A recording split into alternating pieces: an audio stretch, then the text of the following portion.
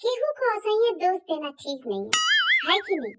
समझना चाहिए भाई, सबका परिस्थिति समझना चाहिए कि भाई का है परिस्थिति का है। सब समय शिकायत करला से तो कोनो फायदा है नहीं। Oh no!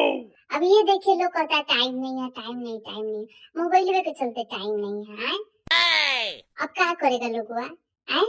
मोबाइलवा को आदमी ऐसे रिजेक्ट कर देगा, हैं? उसको नेग्लेक्ट कर देगा, वो तो ठीक बात नहीं है ना। हैं? मोबाइलवा तो अपने से नहीं आ गया है कि हाँ कूद कूद के आ गया कि हम आ जाए, हम आ जाए, हम आ गए, नहीं आ गया है ना। हैं? ओकरो के आदमी जांच परख के पसंद करके बढ़िया से एकदम खर्चा पानी करके लेके आया है घर में। आए तो घर का मेंबर हुआ है कि नहीं जी? अब मेंबर हुआ तो ओकरा को टाइम नहीं देगा, टाइम हो तो देगा।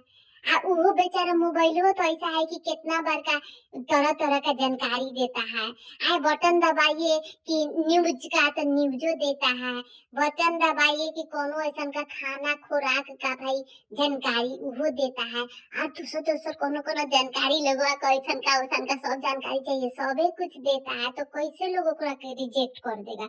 लोग कहता है कि ओकरे को त्यागो।